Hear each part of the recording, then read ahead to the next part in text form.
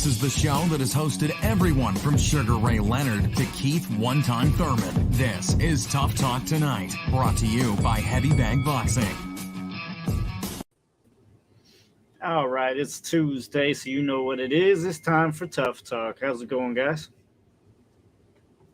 Awesome. Another work week. You gotta love it. Let's jump right into the thick of it. Vergil Ortiz Jr. continue his knockout streak. Let's put this up here. Rob, were you impressed? No. I knew that was coming. That's why I came to you. No, it was a good performance, but who did he fight?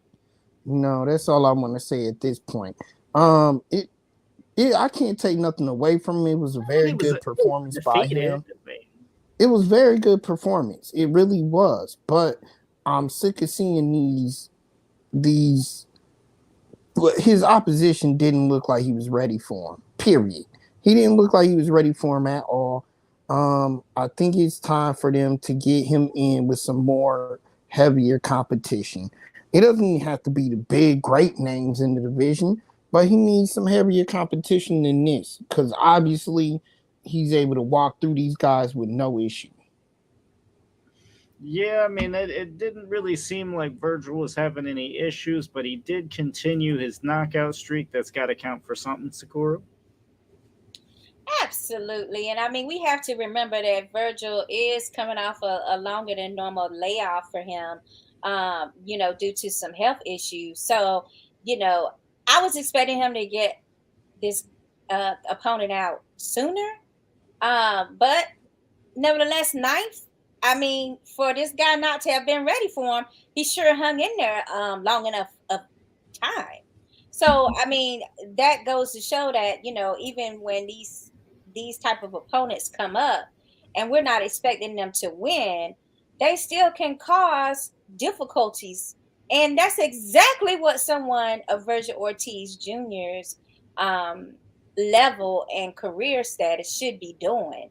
They need to be fighting people like this that is going to offer some type of opposition and also not be like a 1 or 2 round type knockout because they're offering them the experience that they can only gain from rounds. You know what I'm saying?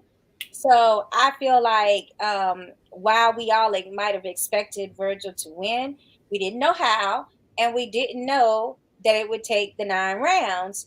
And I'm just glad that he was able, I'm glad to see him back in the ring and healthy and, giving that body work, which is what I always loved Vergil for.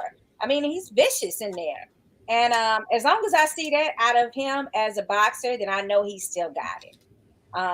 Yes, I do agree with Rob on the one issue as far as, his next opponent should be someone that's a little more of a level up.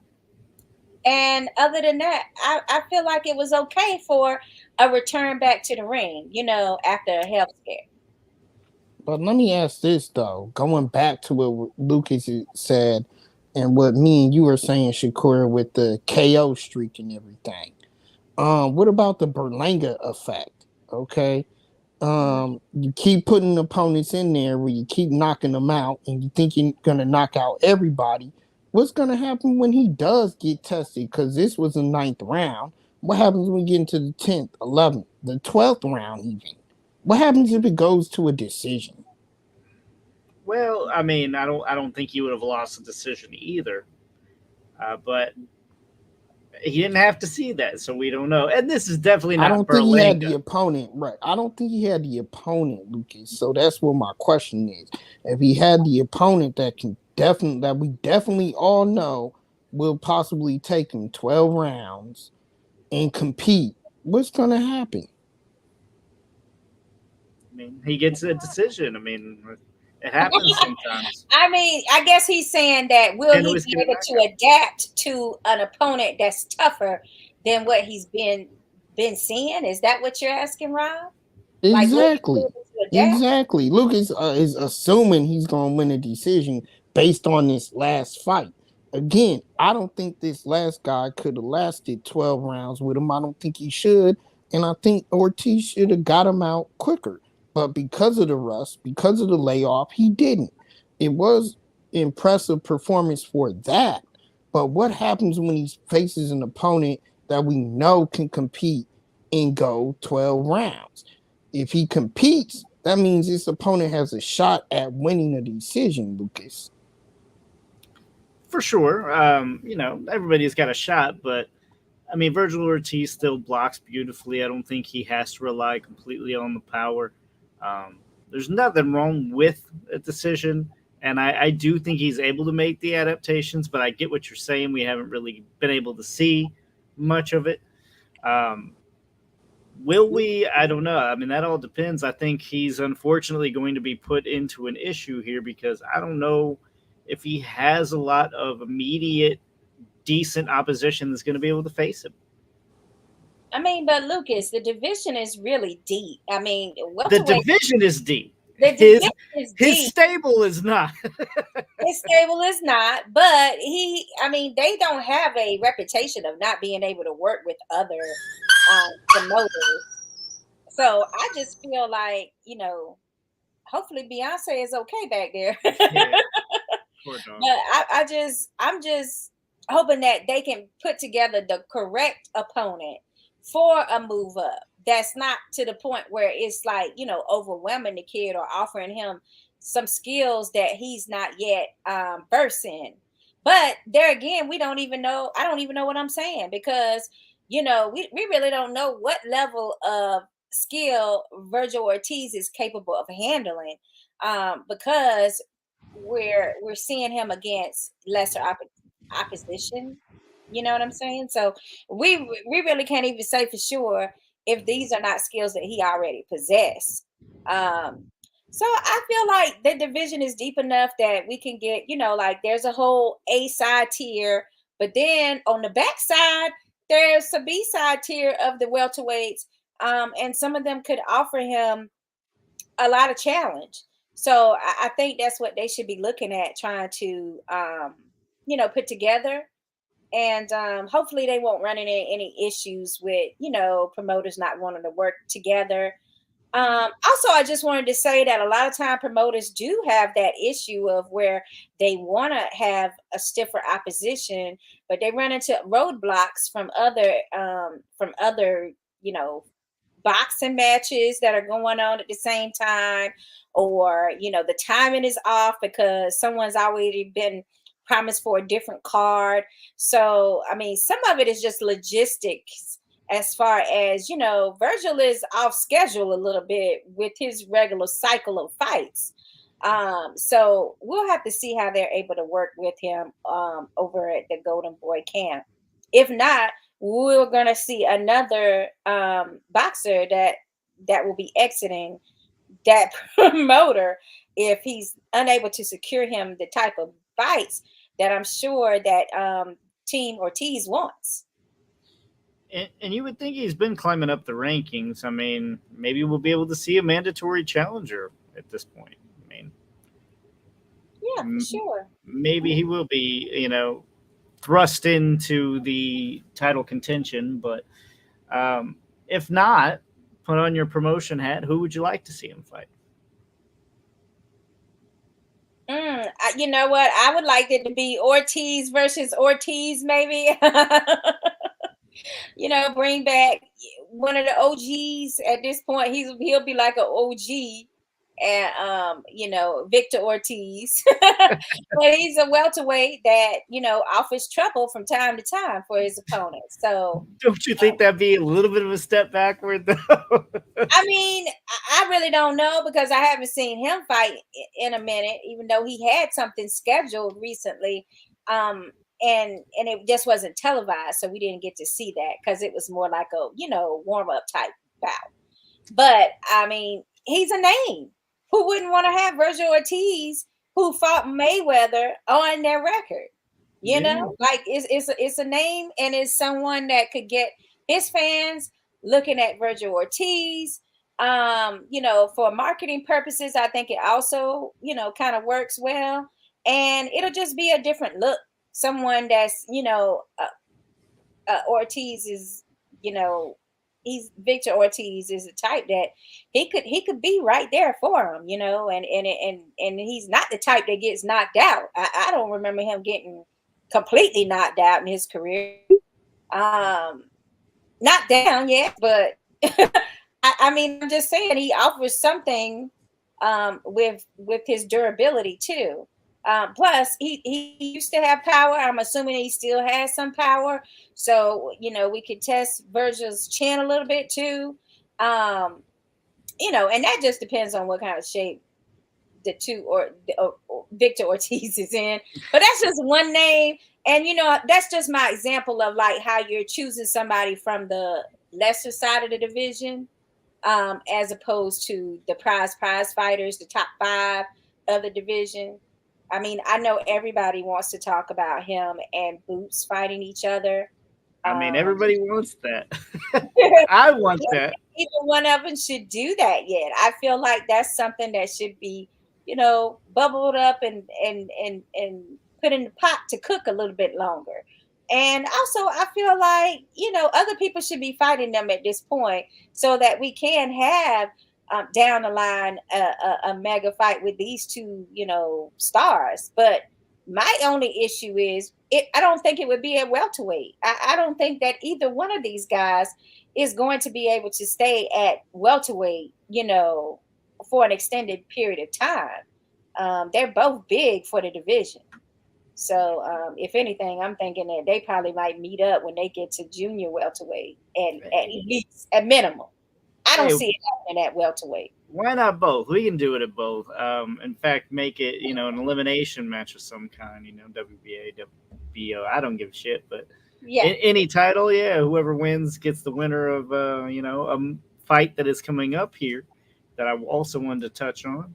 It sounds, guys, like Crawford Spence is actually very close now, and it's looking for mid-November from what I've heard.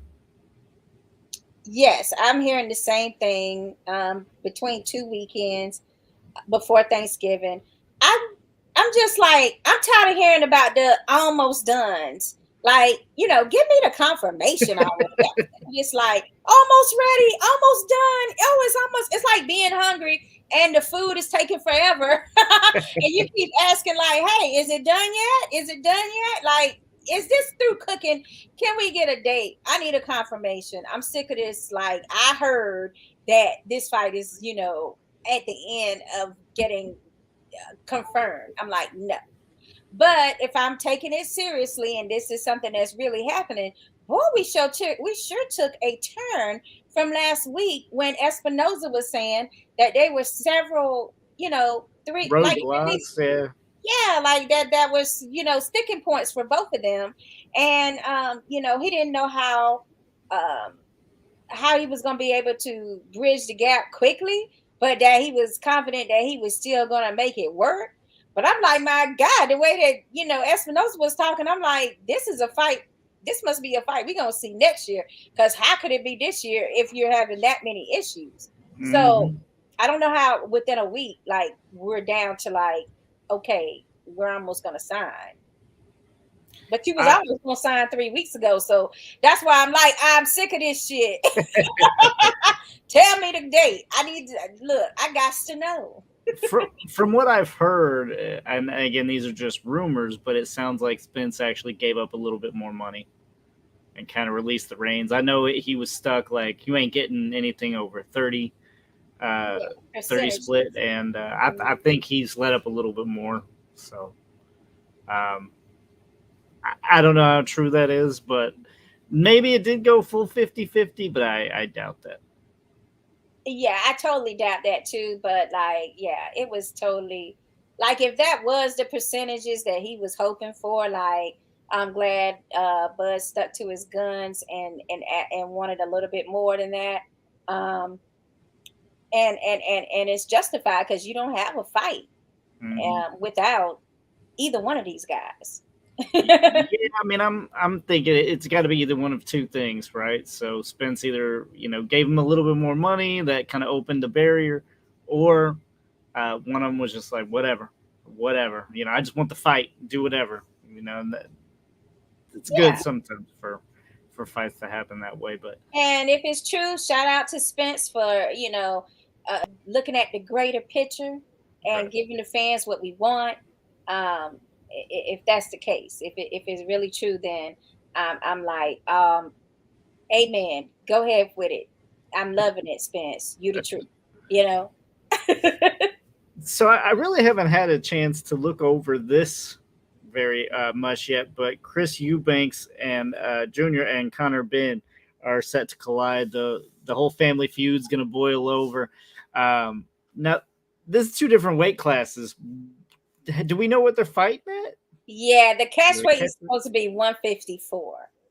Oh, So, with that being said, I'm sorry, I think it's 156 mm, because, you know, Chris Canelo weight. Eubanks Jr. would be, coming down from 167 to get there. And Conor Benn is saying, well, that's my walk around weight anyway, so it's not a big stretch for me to fight, a little heavier. So I still feel that Chris Eubanks Jr. will still be the larger man on the night of the fight, though. And that's something. I mean, he's just a bigger framed boxer. So I mean that's something that you're not going to be able to get over, even if the weight, is tailored to both of them giving up or gaining some weight. So hey, but as far as legacy is concerned, the legacy continues. I mean, and how we don't even know if this could be end up being a, Rush. excuse me, Rush. allergies. Whether it's going to be like a trilogy type thing that develops out of this. I mean, we don't know how competitive it might be, but I mean, I have to admit, I'm eager to see what these two can do that can equal up to what their fathers did together for boxing. So it should be interesting. Yeah, I mean, I was happy to see that it got that made, but at the same time, I'm like, when you got to start doing catch weights, there's automatically like I had to get trained, and I had to put on the water weight. So Ready-made excuses, right? right, and that's what I hate. So catch weights are automatically like a little cringy for me. But Rob, what's your take on it? On catch weights? Well, on Conor Benn and the catch weight and Chris Well, Eubank Jr. getting made. when you're at this level and you want to be a superstar in the making, because that's what Conor Benn says he is, you take the weight at the division you're supposed to fight at, period. None of this catch weight stuff. If you want to fight within the division, prove yourself that way. But I think he's a little too young and a little too premature as far as being a superstar to be able to try to garner, these catch weights like this here. Show some discipline, show up on weight on time, like you're supposed to, fight within the division, win titles, and move up that way. There's no reason for you to do a catch weight. That being said, though, if that's the only way to make these types of matchups, then I'm for it. Because we need to see the matchups, honestly, more than we need to see these divisional titles at this point. I mean, I kind of agree with what you're saying. Like, if it can be done naturally, by all means, do it the natural way. But if you got, like these two, you have a 147 guy, 160. You got to kind of meet in the middle. I think they're doing what's best right now.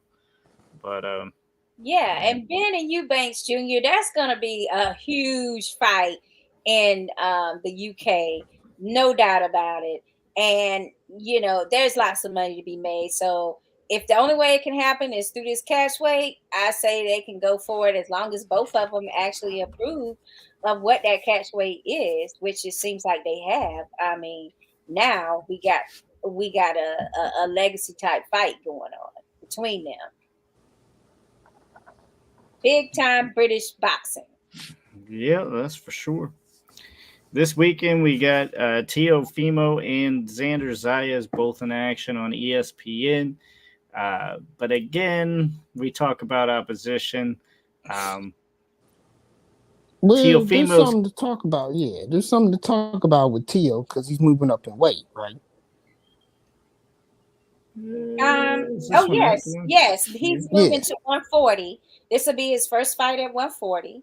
Um, and he's already been calling. People are calling him out already. Now they see him as a weaker link in that division. So he has a lot to prove in this particular fight, if you ask me. I mean, he needs to look. He doesn't need to just win, and is what I'm saying. He needs to look very impressive um, in order to, calm down the wolves that are like, yeah, you got a name, and I think I know I can beat you because you didn't look that good against Cambosis, and Yeah. I'm ready. So he needs to. This is a situation where he really needs to look good, not just take a W. Yeah, I mean the opposition here we're talking about Pedro Campa. He's 34-1. Lately he's got a little bit of a resume problem himself. It's kind of all over the place.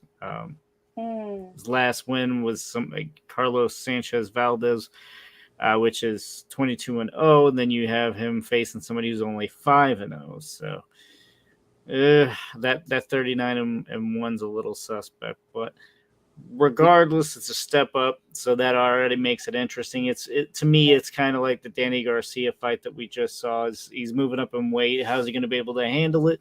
Or at the end, will he think about moving back down? I don't know, but honestly, I think more fights are for him at 135. I don't understand the move to 140. There's not a lot here right now, unless somebody chases him up. Is he running away? That has to be thought of too. Rob, you had a little smirk come up. Do you think that? Do you think he's avoiding the rest of these big hitters, these heavy guys at 135? This talent pool that they have. So I agree with with the notion of running away, quote unquote. I agree Okay. with that in terms of what Danny Garcia just did and what Tio possibly is doing right now. I agree with that if you feel like if you take the fights now, if you take the fights, and Lomachenko was the best that he could fight at 135, and he got beat by, in my opinion, a lesser opponent in Cambosa. So he decided to move up and, move out the way because he felt like he was bigger than the division. He always wanted to move up in the upper weight class because he was tired of draining himself for 135. He was unmotivated and undisciplined. So if he can get that discipline back, get in the right shape, and dominate in this upper division, then I agree with running away with a division like that because the guys at 135, some of them may be quicker, some of them may be smarter. So strategically, you beat the best that you could at 135. Why not move up? 140's a pretty weak division for the most part. Sakura, do you think he could unify again? Well, you know what? I don't think it's as weak as people think that it is because there's so much talent that has trickled up over the last year. Even we have more action there at 140, and I don't think that he's hiding from 135ers because most of them is going to have to move up too. Like no one can sustain 135 pounds, through their entire career. So at some point, especially the larger ones like Ryan Garcia, who's already hinted at not wanting to fight at 135. So we're already seeing that trend to where all of them will have to move up. It's just a question of whether they'll move up to 140 or if they'll go ahead and jump over 140 like a Roberto Duran and go straight for 147. Yeah. Yeah, I mean, chances of him getting a Ryan Garcia fight though, or Josh Taylor, or I don't know. I don't really see those fights getting made. maybe I'm a pessimistic person, but I just don't see Well, it. Josh Taylor has some explaining to do to me. Mm-hmm. He looked bad against Cottrell, and then he had to vacate 2 of those titles because he refused to fight the mandatory. And then now there's a question mark with the rematch with Cottrell. Is he going to give him the rematch? If so, when is it going to happen? And how is he going to be able to do in that rematch if he does go back? So Josh Taylor has a lot of explaining to do in the ring for me. I think that would be a great matchup. I think that would be saying something for both of them guys if they try to fight each other sooner than later. But unfortunately, because of the issues with Josh Taylor, the undisputed title won't be on the line. Well, I mean, I halfway agree with you where he does have some explaining to do, more so because of the Cottrell fight in his home country of Ireland. I think he succumbed to what a lot of boxers succumb to when they're fighting at home, and that's so many distractions. But as far as dropping those belts, I believe that was more of a financial decision. I mean, these people want way too much money for some of these titles to be held, and you've already been paying for it for over a year and a half to 2 years. Yeah, I dropped some of them too. I mean, I think that's one reason why Floyd probably wasn't even like a undisputed type titleist because he was like, okay, I'm done with this belt. Bye. You Wait a know, minute. and it's sad it has to be that way because there are 3, there's no longer like you're not paying for one belt, one title. You're talking about 4 titles now that you would be paying sanctioning fees on as an undisputed champion. So I just feel like that was more of a strategic thing as far as money is concerned. But I do feel that, he needs to, how Floyd Mayweather used to say, he got Cottrell problems, okay? So he needs to fix that. But I don't even think he wanted to be at this division at this point in his career. If he had a great showing in Ireland, I believe he would have went ahead and vacated all the titles and went up to welterweight without a second thought because that was his plans. So I got to give him kudos for at least wanting to go back and do the rematch or even talking about the rematch because a lot of boxers would have been like, oh, well, so sad. I got to move on. This is my career, not yours, Yeah. Yeah. Yeah, I don't know. I mean, I don't know.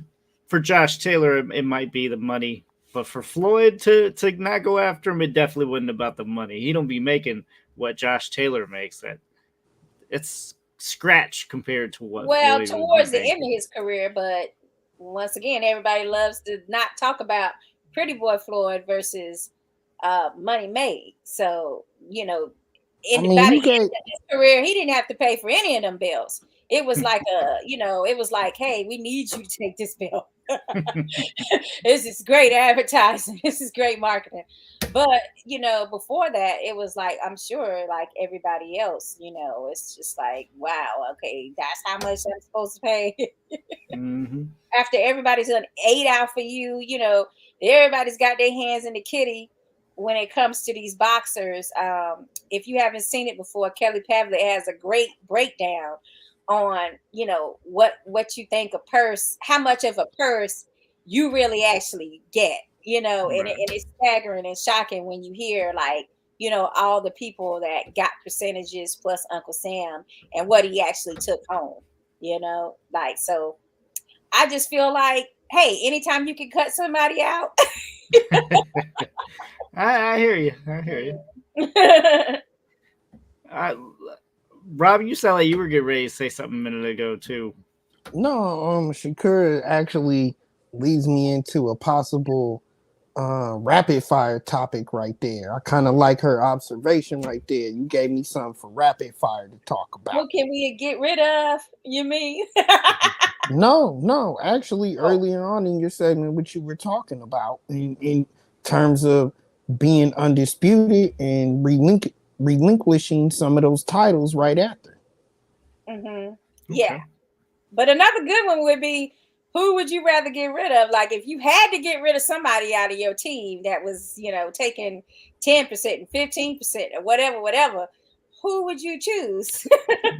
I think that's a good point. Is that what he's listening to too? And that also really going to depend upon who you are, because Anthony Joshua hires a lot more people than say like a Jack Cottrell. Right. So I feel like Floyd kind of had the ultimate answer to that one in saying get rid of the promoter. I feel like he had the ultimate answer for that, but that's my opinion. I think most did. I think most, once they got big enough, Pacquiao got his own promotional company. Cotto got his own promotional company.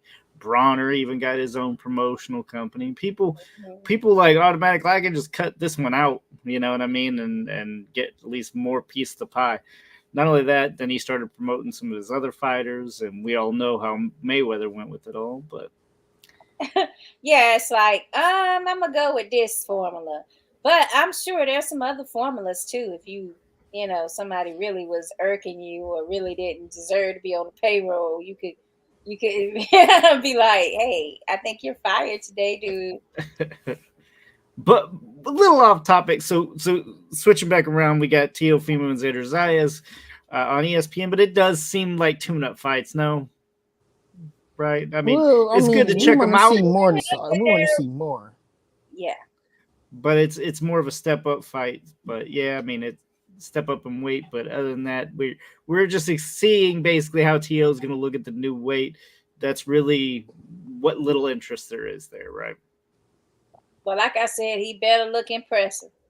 Because if he not, they after him. Yeah. I mean, that's the bottom line. And I mean, I know he also is one that's coming back after, some physical issues.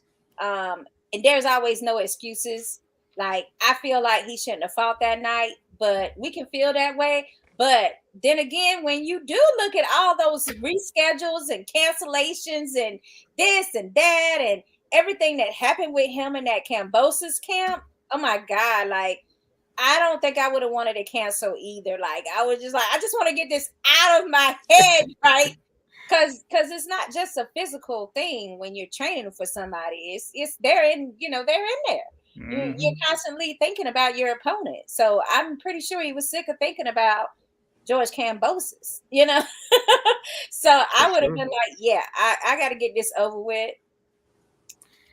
Yeah, I can only imagine. I mean, you got to think of it like, if it's a football team, you're like, man, we got to prepare for the Bengals. But in this case, you're just like, I got to prepare for this one dude.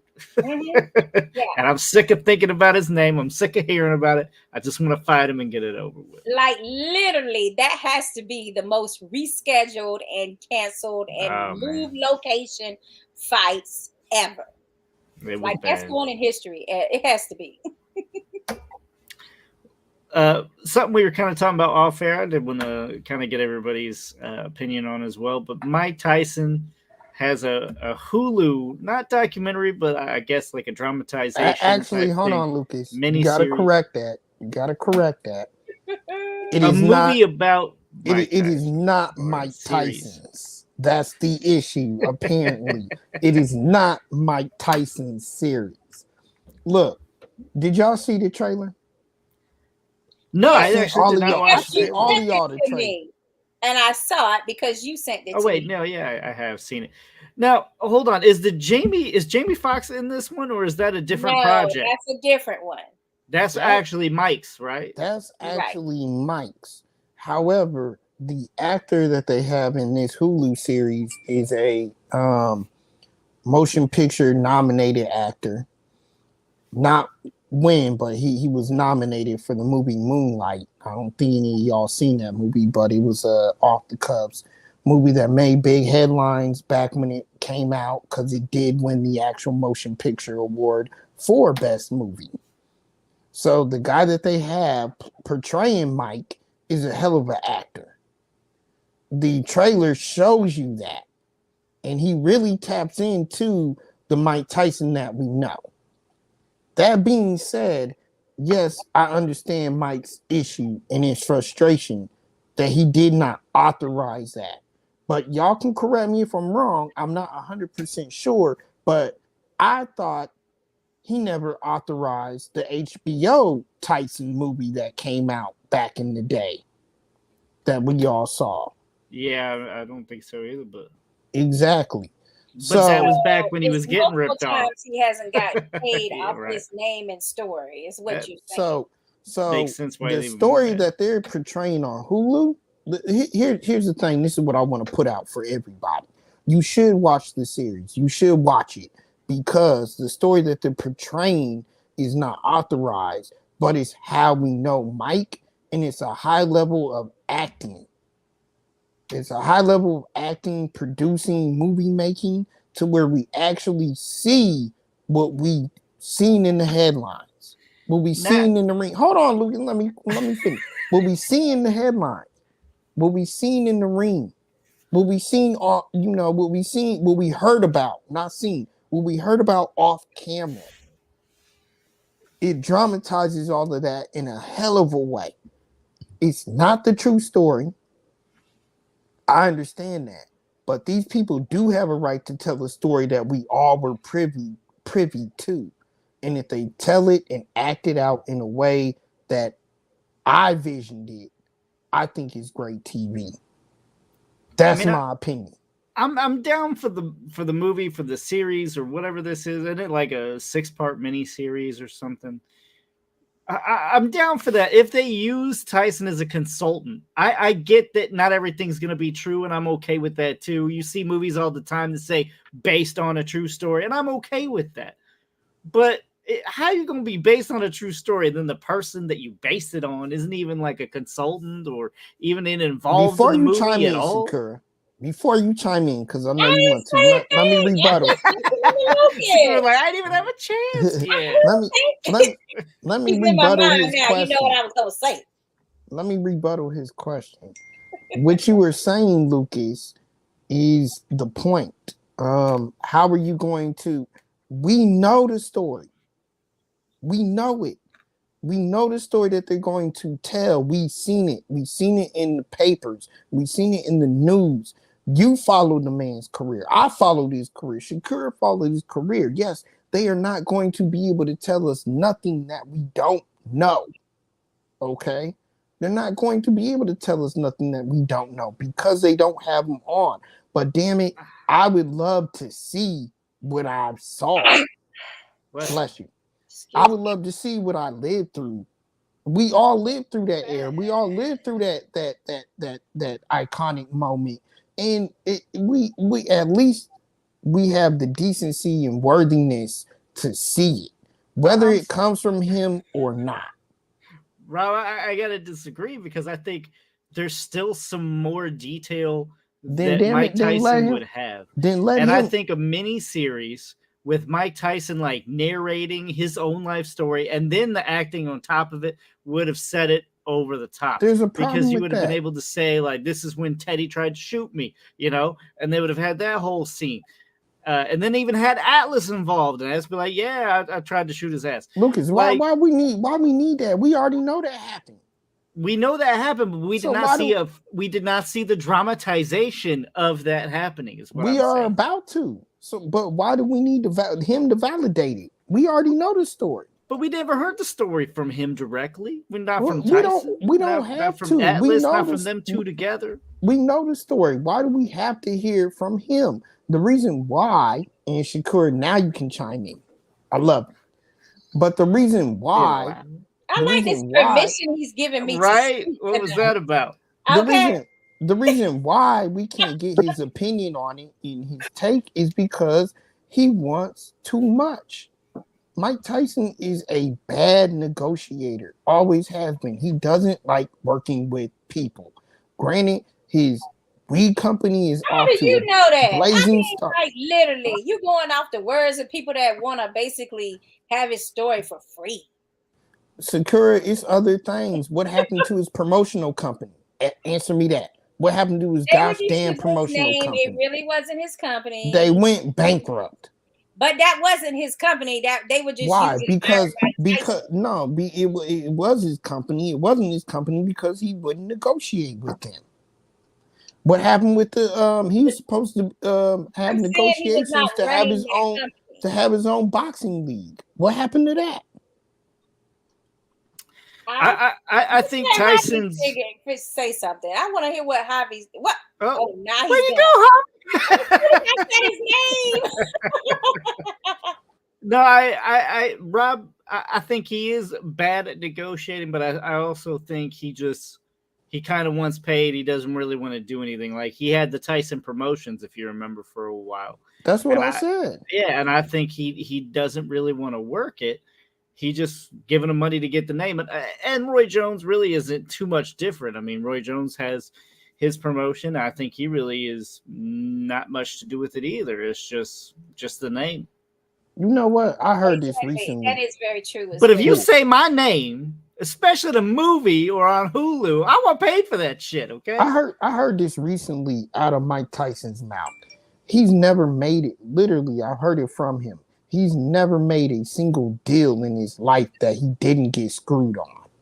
Hey, it happens, man. And I and this is why I supported him, okay? The perfect example. So for the people who don't know me very well, I also try to write just stories on the side, right? So I don't know if you have seen Resident Evil, the Netflix series, but that came out. And I'm watching it, right? And then out of nowhere, I said, you got to be fucking kidding me. And my wife's like, what? I said, I have a whole scene written, right? And this was like a decade ago, 10 years, of a script that I had not completed yet. But it was to the T, right? Zombies are knocking on the door's shaking. She says into the phone, I did this for you. Then the door just comes open, right? And the zombies pour in. That whole thing I had written 10 years ago. And I'm like, I want fucking paid. Did you ever share that with anybody, though? No, I'll send it to you guys. But I showed my wife immediately, and she was like, damn. Disney did something like that to me and my girlfriend when we worked there, and they asked us for stories. So we came up with this concept where there would be a cartoon about like a pet resort spa. We all know that became a movie one day, right? Yeah. But they didn't choose our story. Oh no, they said it was somebody else's story, and then a year later, all of a sudden there was this movie about pets at the spa. I feel y'all pain. Before we go to Javi, I feel y'all pain because and mom, bless her, God rest her soul. My mom is a witness to this, but I had came up with the concept of grumpy old man. You remember that movie? Yeah, I came up with it. Except for guess what? My version was called crotchety old man. It was called crotchety old man. Well, I want to hear. They're tapping our brains. Should Mike get paid off his Hulu Hulu movie that he was not consulted, or wasn't? It's not a true story. Which one? Tyson. Mike Tyson. It's called Mike. The series is called Mike, and it's going to premiere on Hulu, and it's already made. It's coming out, I believe, on the 26th or later in the month of August. You doing free marketing for them. Okay, so he's not getting paid for this show? He didn't authorize it. He didn't authorize any of it. He wasn't consulted in any of it. Therefore, he is not being paid a dime. And he tweeted that he wasn't getting paid. And he tweeted that the story parts of it were not true. Oh, man. I mean, this is I don't know how do you guys? It's kind of interesting because they're making a show about a man, but they haven't talked to the man, they haven't consulted with the man, and they haven't really even worked with the man for the show. So, what kind of show are we talking about? Well, we know, Javi. The headlines, the stories, the bouts, all the historical data that we are aware. Public figure, Javi. They're hiding behind Mike Tyson being quotation marks the public figure, so his life is up for grabs, I guess. Well, it's the part of it that we know. Like I said, Javi, it's the part of it that we know. It's the historical data with the fights. it's the historical data with cuss, and how we live with cuss. It's stories possibly told by figures of the family, from what I understand. His True. mom, from what I understand, his mom possibly was involved and told a couple of stories that they put in the movie. It's his criminal record that they pulled and put on So what part video. isn't true? The part So that you've what been Mike to is be the saying, truth. so that's the point, Shakur. What Mike is saying is that it didn't come from him. So Right, everything that they have is putting pieces together based on the story. Hearsay. right. Now I'm gonna tell you Here's something, it. guys, because this I think I've seen a few shows that are like half real and half fictions, that is sometimes based on certain people, but then they Mhm. put like certain elements of fiction, and they make it to be like like an incredible extraordinary story. Maybe that's Mhm. gonna be the case. And hey, that's usually what happens with American media anyways. You get the real story with a little bit of pieces of fiction and everything, so people are used to this type of shows. That's a showbiz. So trust me, it might not be approved by Mike, but it might be good. It's gonna be doing Thank good you. when it starts doing good numbers.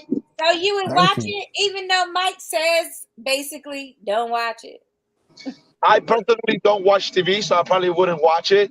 But I can see a bunch of people that will watch it because they make these shows really interesting, and you get hooked on them things. And next thing you know, you're binge watching for 2-3 days. Rob, I'm interested though, buddy. So I'm gonna do my own little rapid fire on to you, right? So Uh-oh. if you become a public figure, would you be upset should the tables get reversed and they make, Rob the movie? No. No. You know why? You ain't getting paid. You know why? Why? The more stories that are out there about me, the more beneficial it is to me. You know why? Because all this shit that's out there, especially if it's done well, when I tell my story,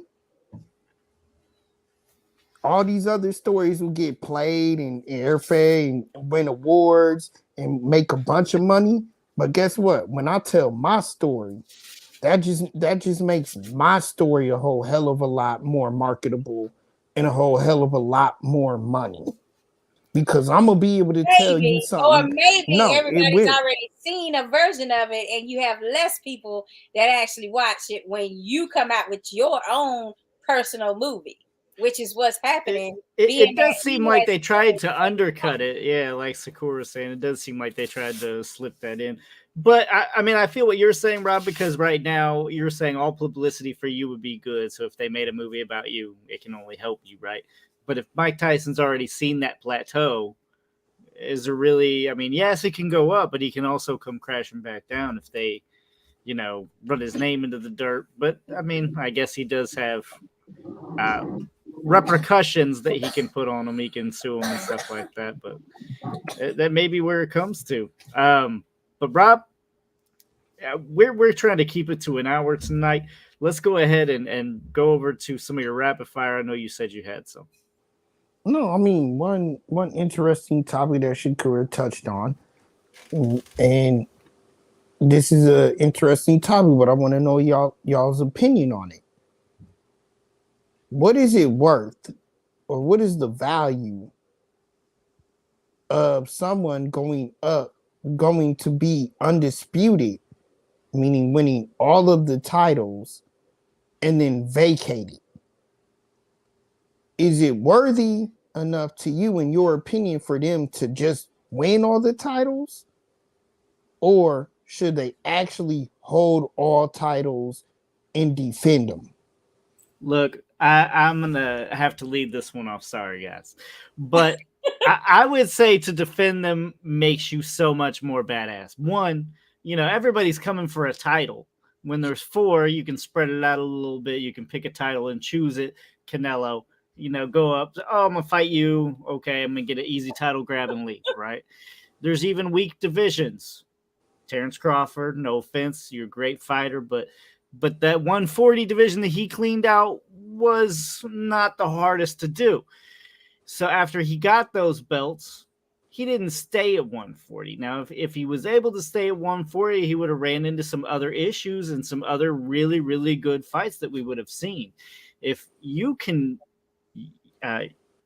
unify and become undisputed and still defend them for years to come, that's something that has not been done. So we've been seeing these undisputed lately, right? We've been seeing a lot of it. But what we have not seen is what Rob just brought up, and that's to actually defend them. Shakur? I agree. Like, you always, to me, I would want to see them at least defend their belts at least once, maybe twice. If we're in a great world where you're not like, barely able to make that particular weight. I don't want to see anybody, at the point of death trying to make weight to defend some belts when they know they should just move up. That's just like one scenario that can happen to where I feel is justified to drop the belts. Another situation I would say is Charlo. Jamel, he has, the undisputed title right now. And he's going to defend But he's it. claiming from what I heard, I thought he was claiming he was moving up. Is that not true? No, he's going to defend. He has a belt. We're talking about the younger 154. Yeah, I thought he said he was moving to 160. His brother was moving to 168. Yeah, I thought they were both. He has a scheduled fight in January with Tim Tszyu for all the belts. So he is defending those all those titles at least once. That's what I'd like to see.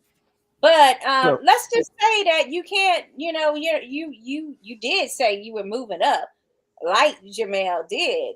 However, that was before he won those undisputed titles. And maybe he want to hold on to them, which to me, I like that. I like a boxer that's like in love with his belts and in love with the status of being number one in his division.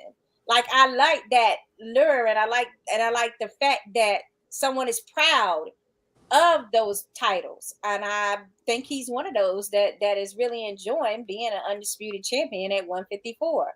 Yeah.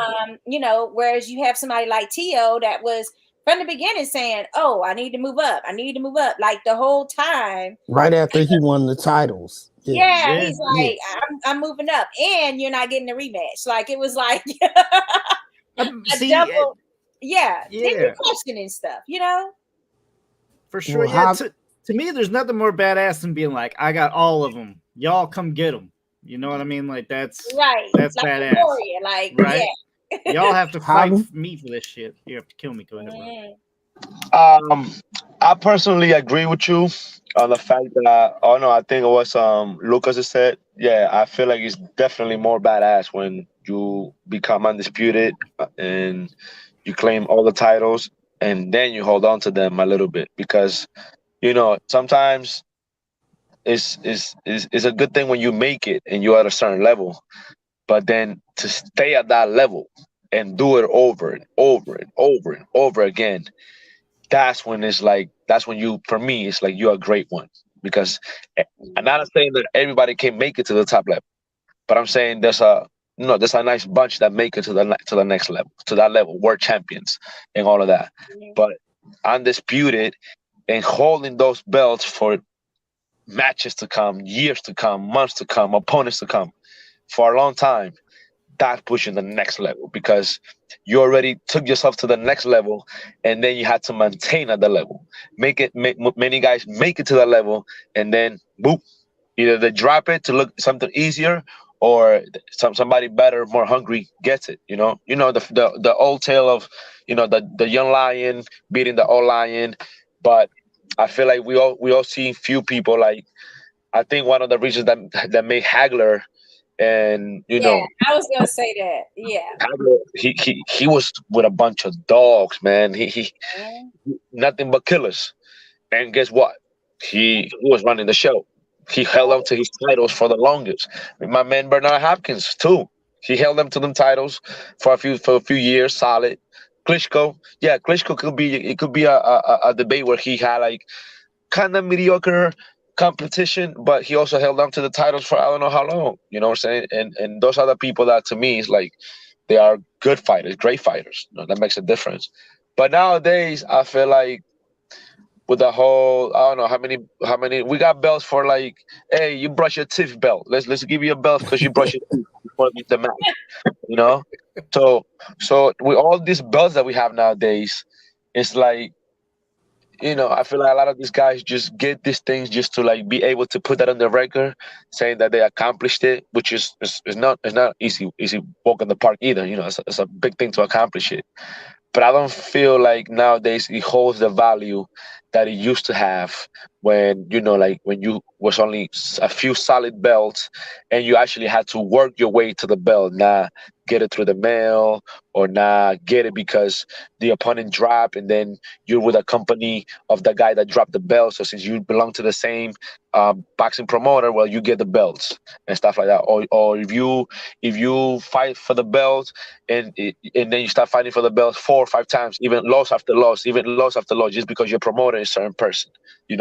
It's like back in the days, I think people, the top 5, the top 10 will get more of the fair share. That's why when you had to get the belts, you had to be one of the top 5, top 10. You could not get unless you were that good. Yeah, I agree with you on that. So me having the last word, I don't do this a lot, but I agree with Lucas, but for a different reason. I'm interested. I agree with Lucas, not in the fact that he's being more badass to defend the titles, because I honestly believe it's more badass to move up and win titles. But it's not working for these guys right now. Every guy that moves up in division after they become undisputed does not become undisputed again. They run into a speed bump or a road bump on the way because these guys cannot honestly move up right now and win. Or there's question marks about it.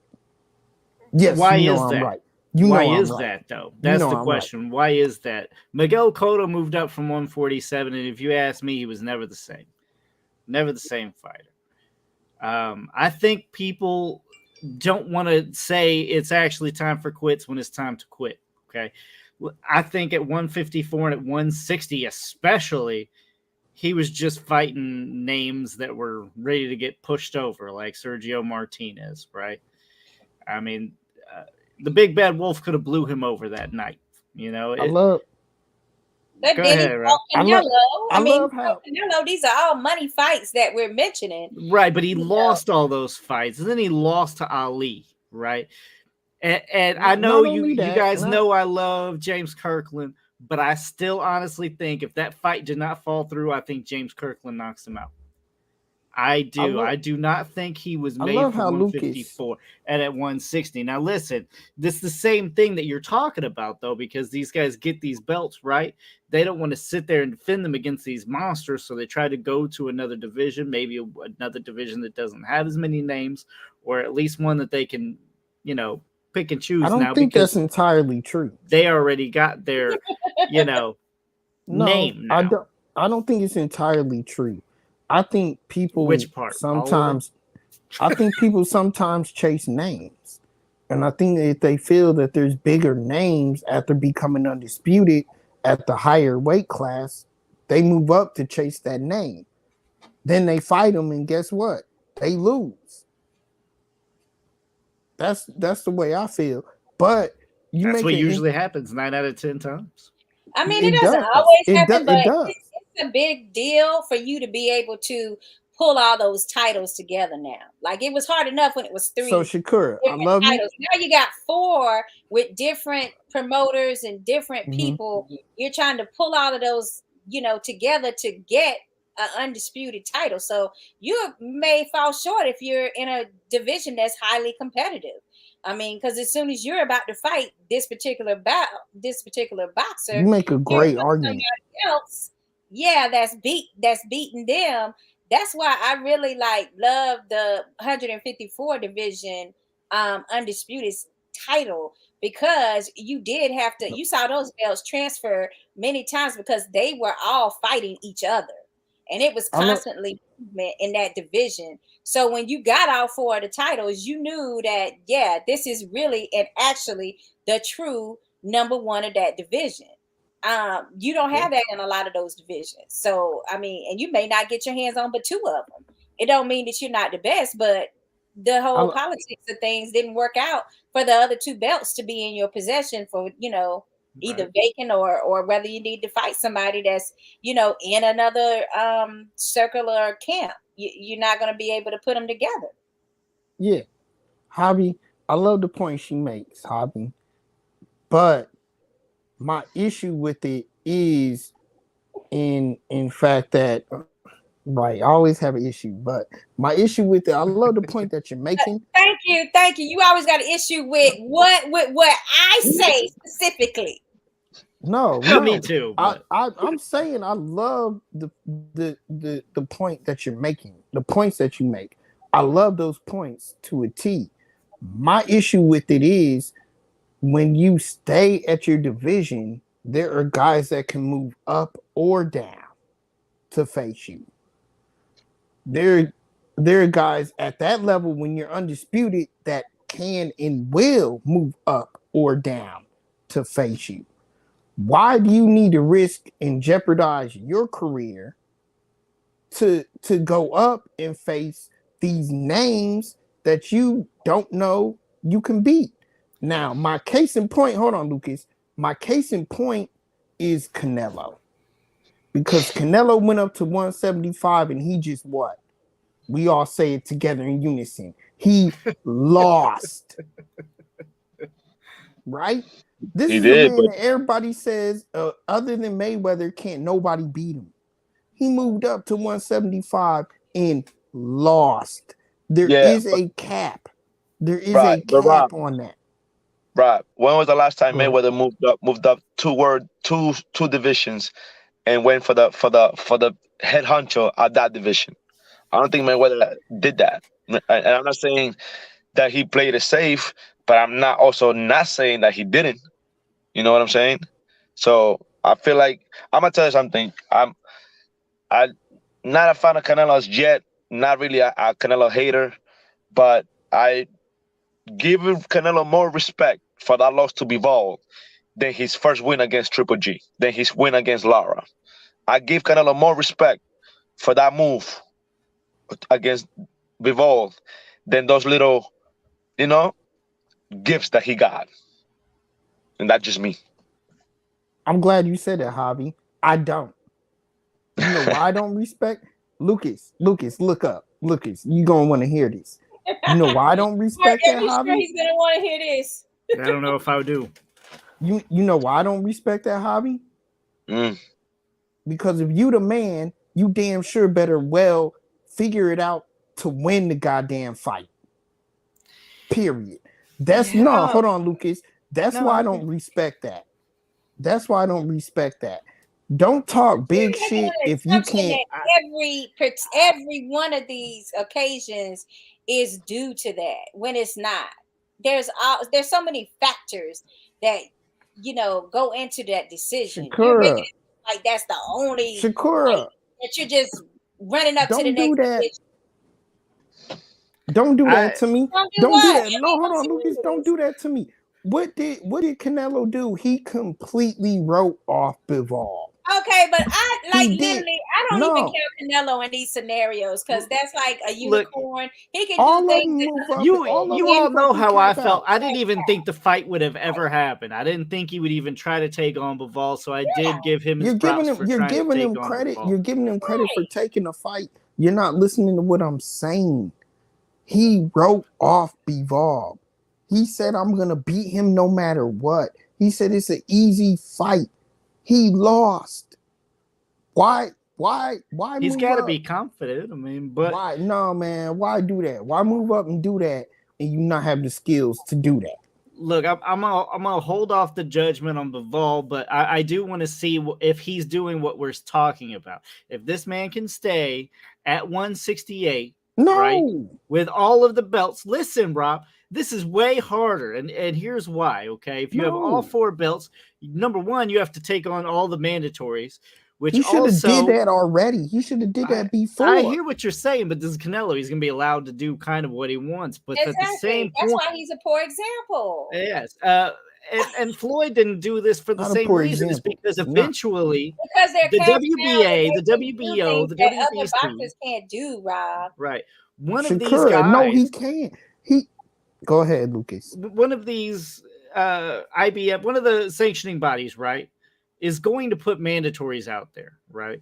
So eventually, what's going to happen is just like the WBC told Canelo before he turned into all the way Canelo. They said, we want you to fight Gennady Golovkin. And he said, nope, I will vacate that damn belt. That is what happens. And this is why you are going to be so much more badass if you can hold all 4 of them motherfucking belts, right? Right. And go through all the mandatories, right? You stay there and you hold on to them belts. That means you're way more badass than Floyd, than Manny, than anybody, because Floyd couldn't do that. I don't think Floyd wanted to do that because he would have not been able to pick names. He would have been having to fight these odd styles like Paul Williams, that he didn't want any part of. And we lost Hobby.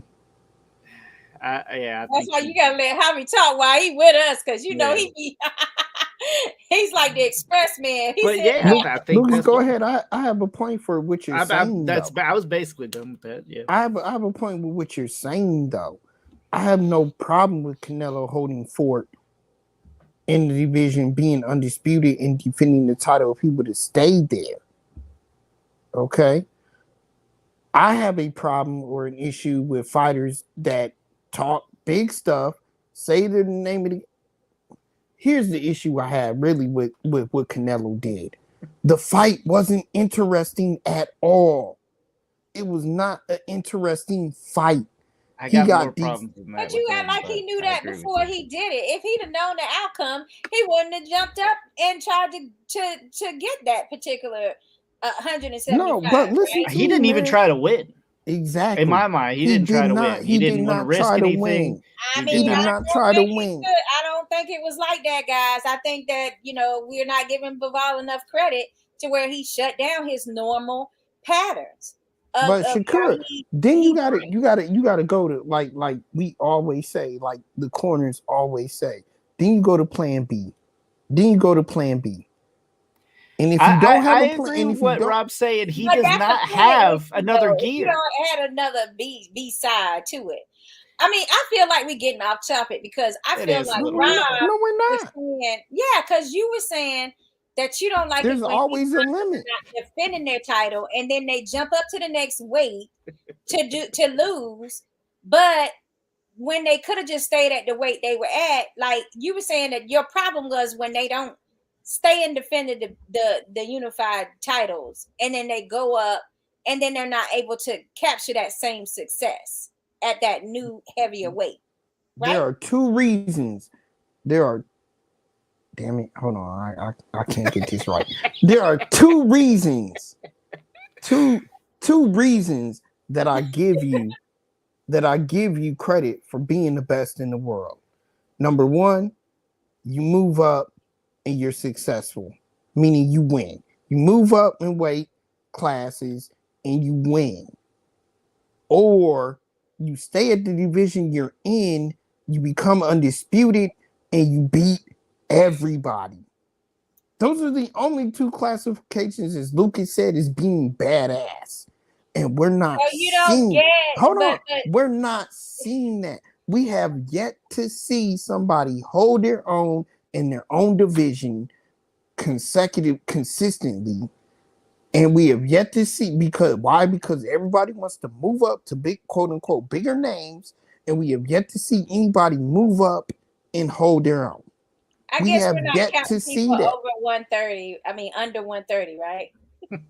Exactly, because they don't count to me. So you already know that. If there's somebody that moved up from one, I mean Chocolatito for one, Yeah, he was moving up and he got derailed. So that leads to my argument. But not right away. He didn't. Maybe Devin Haney will. Some success. Go ahead. Devin Oh, Haney's, say that, Lucas. Say that Devin, again. maybe Say Devin that Haney again. will. Devin Haney's got all the belts, so maybe there's hope in the fact that we will get one badass out of this. I think he has the desire and the will to want to fight these people. I don't think he's ducking anybody. He wants to fight a Lomachenko. He wants to fight everybody at 135. So maybe, just maybe, we'll finally see that division king. That true undisputed. Just because you grab the belts real quick, that'll make you undisputed here, right? To me, even if let's say the welterweight belts got together, no, I mean you still got boots. You feel me? You still got other people below you that are still on the come up. I want to see you defend it and actually be undisputed. Clean that damn division completely out. I'm not talking about just the belts. I'm talking about the talent. Go for the talent. The young motherfuckers that say they want to fight you, go in, beat their ass, and then I will crown you the pound for pound king. That's what I want to see. Guess what, Lucas? All right. Guess what? Hold on. You You did. Guess what, Lucas? It ain't gonna happen. No, guess what? Guess what I'm gonna say? That's the problem with Terrence Crawford. If Terrence Crawford would have stayed, hold on, Shakur. If Terrence Crawford would have stayed at 140 undisputed and stayed undisputed until now, the world would lust to see him face Errol Spence at 147. And yet we still do. While I completely agree with you, especially after everything I just said, not every fighter can stay at a weight. However, I do think he did kind of abandon 140 because it seemed like he got them belts and then he there was out. No money at 140. Hello, yeah. Hold on, Shakur. Listen to what we're saying. Listen to what we're saying.